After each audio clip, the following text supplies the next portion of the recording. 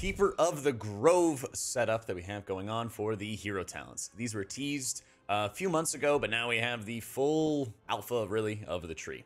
Starts off with Dream Surge at the top, where Force of Nature grants 3 charges of Dream Burst, causing your next Wrath or Starfire to explode on the target, dealing nature damage to nearby enemies, damage reduced above 5 targets. And again, this is a balance between Balance and Resto Druid, so you're going to see a lot of these that may not really apply to Resto, but they will apply to Balance, and vice versa.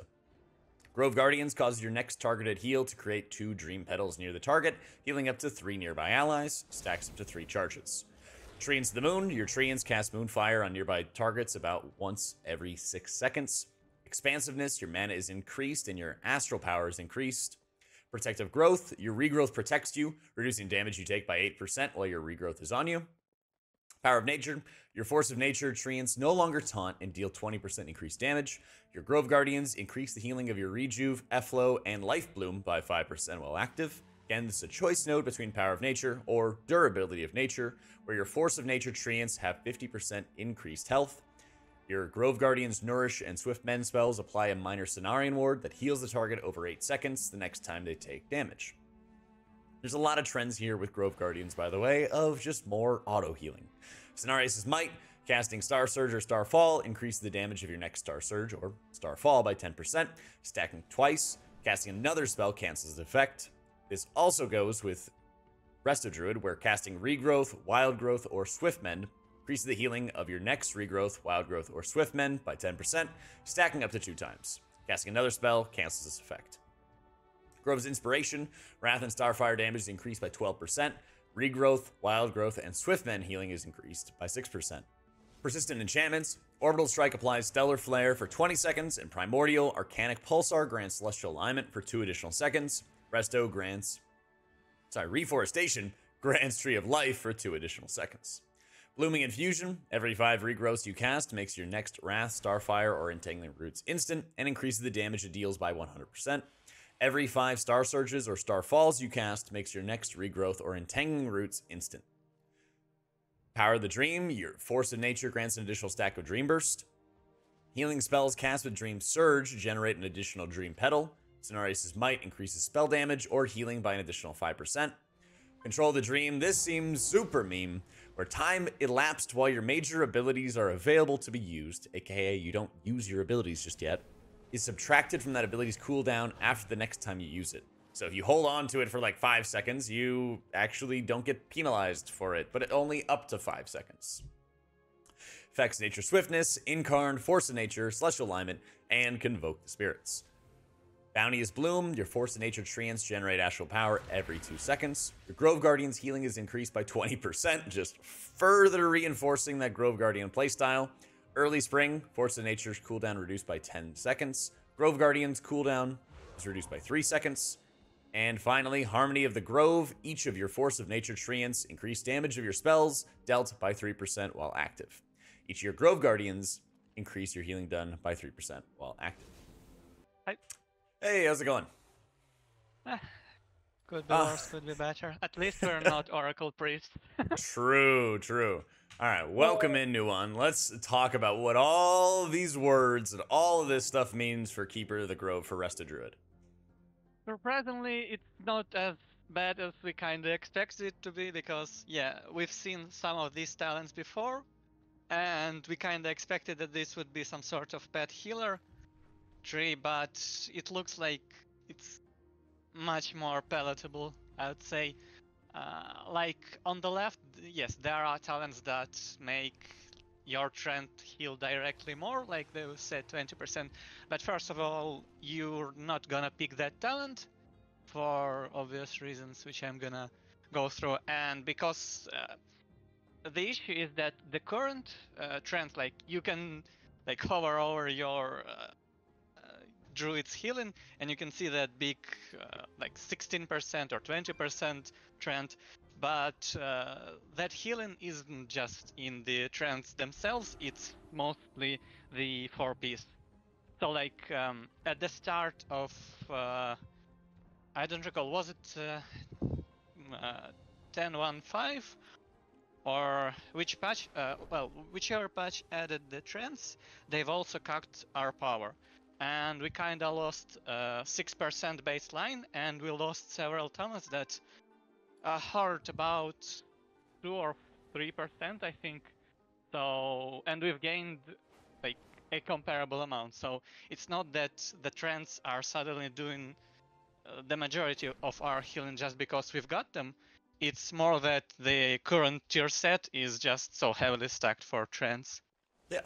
And so, with the absence of that tier set, though, this seems to kind of reinforce that play style that you have to deal with anyway. So, what are the big changes that this might make to like gameplay for Resto Druids for like raids and then for M+?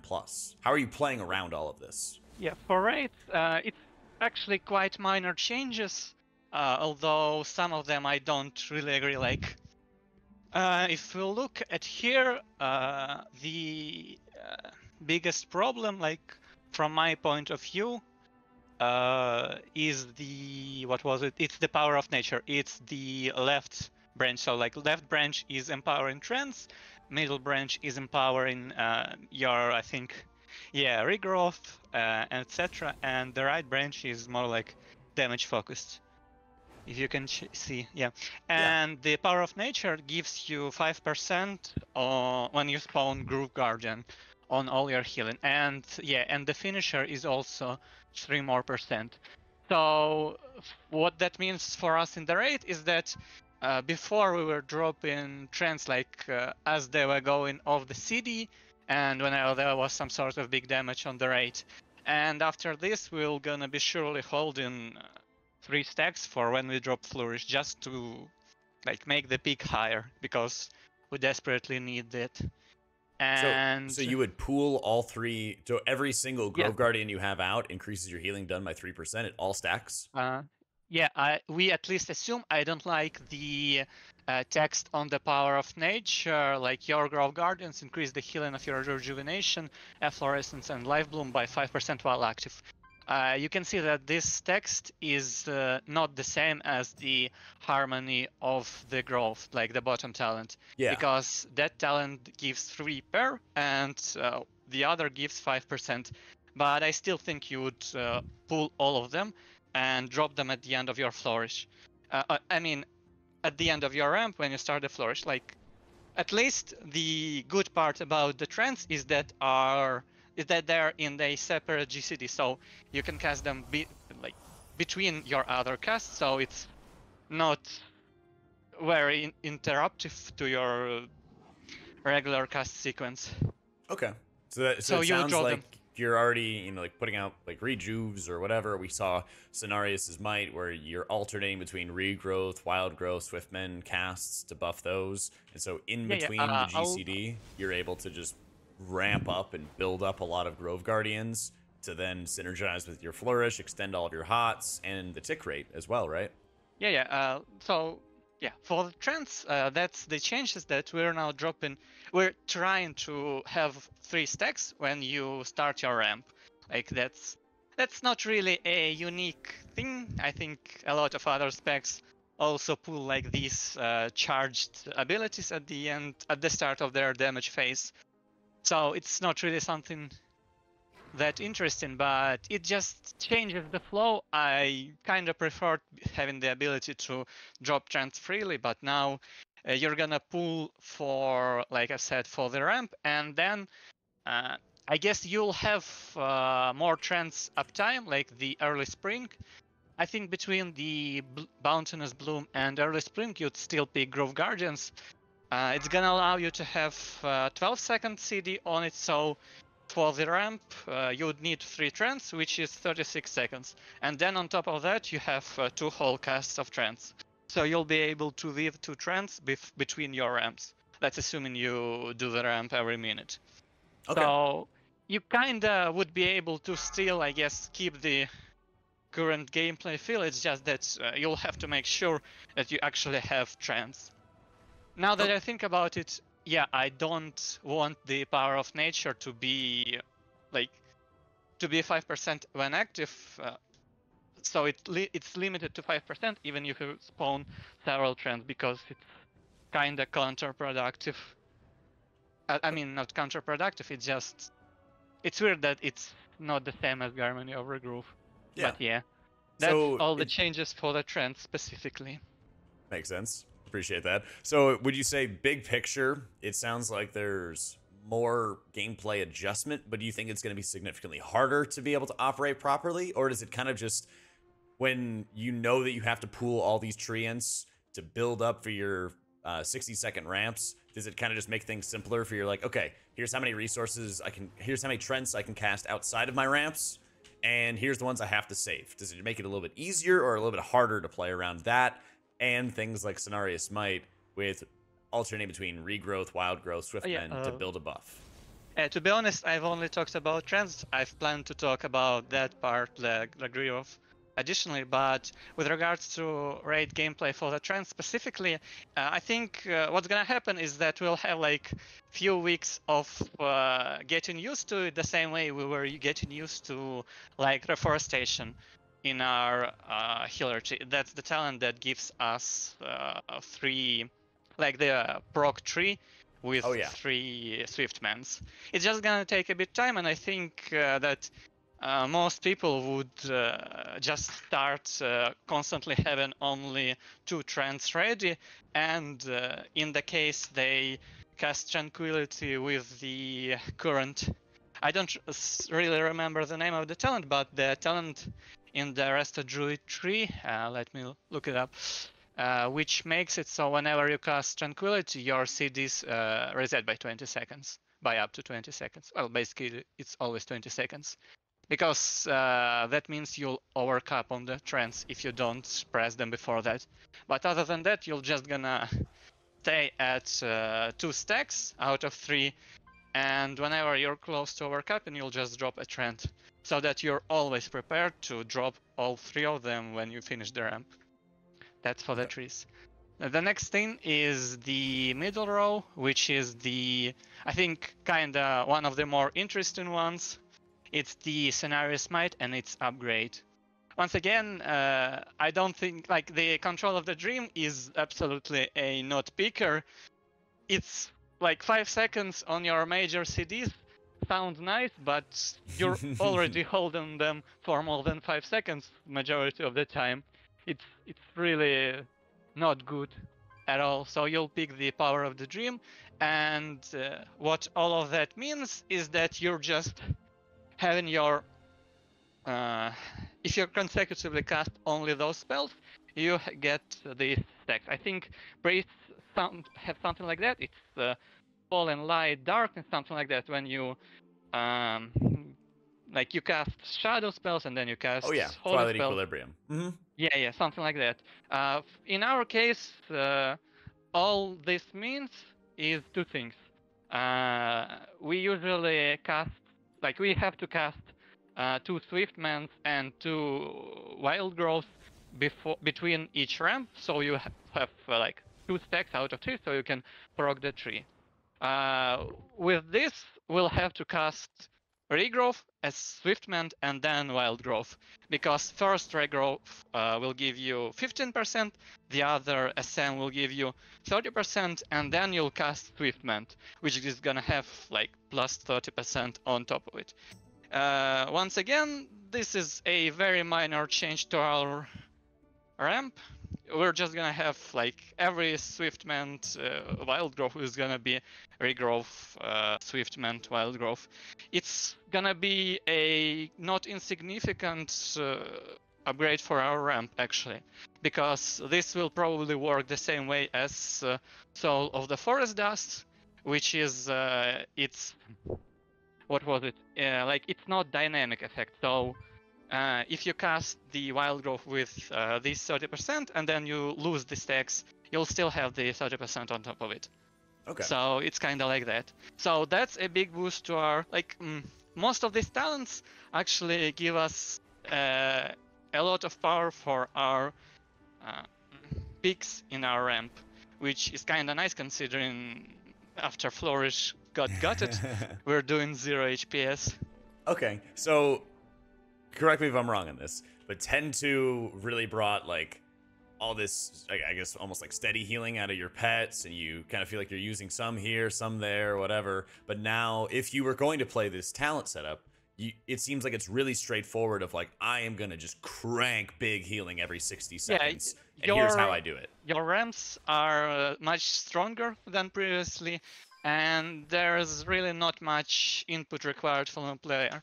Like, the only significant change you'll have to your regular rotation is that you have regrowth into Swift Mentif to Wild Growth, and that you have to have like trends not on 0 stacks before you ramp. But other than that, it's like insignificant changes that you'll be basically you'll be already playing around some of these talents. Like Scenarios Might, it just means that if you start spamming regrowths, you don't stop spamming them. But that's kind of already the current gameplay. So yes, our picks are getting stronger. Okay. Is there anything That's that you think? rate. Anything you mentioned? Control the Dream being very bad. Anything else that is just like unfun to play with that just sucks?